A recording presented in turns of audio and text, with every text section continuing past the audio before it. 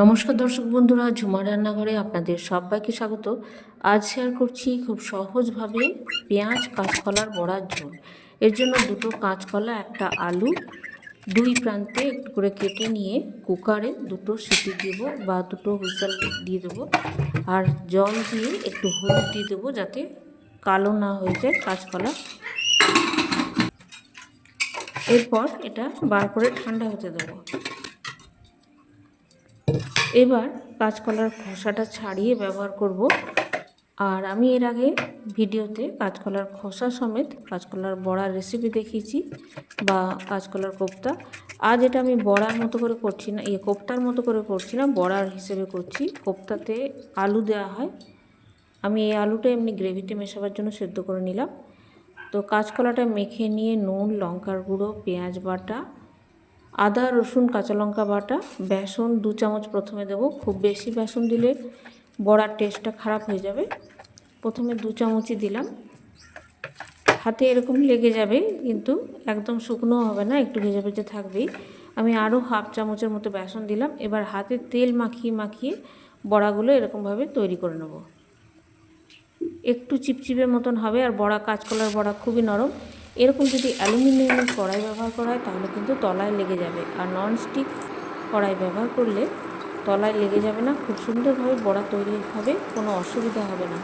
আমি ওটা দেখিয়ে দিলাম যে অ্যালুমিনিয়ামের কড়াইতে ভাজলে তলায় লেগে যাবে।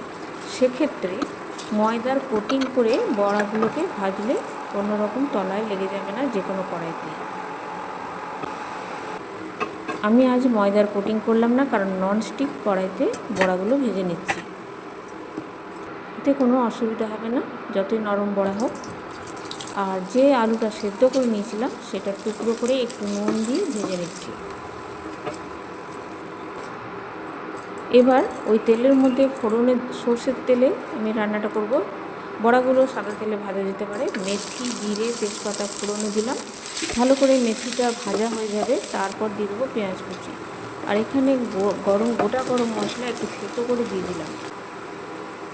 একটু ভাজা ভাজা করে নেবো, তারপর দিয়ে দেবো 1 টেবিল স্পুন পেঁয়াজ বাটা আর পরিমাণ মতো আদা রসুন কাঁচা লঙ্কা বাটা।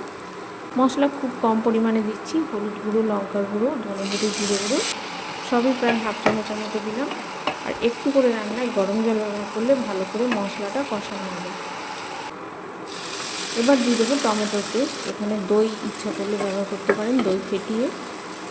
টমেটোটাও যখন ভালো করে কষানো হয়ে যাবে নুন দিয়ে দিচ্ছি, আর সামান্য চিনি দেওয়া যেতে পারে।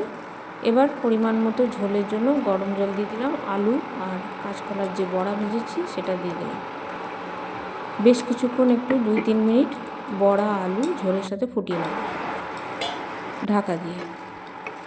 আর শেষে গরম মশলার গুঁড়ো ছড়িয়ে দেবো আর ধনেপাতা কুচি। ভিডিও ভালো লাগলে প্লিজ লাইক, শেয়ার, কমেন্ট করবেন। আর চ্যানেলটাকে সাবস্ক্রাইব করবেন। ফেসবুক থেকে দেখলে পেজটাকে ফলো করবেন। ধন্যবাদ।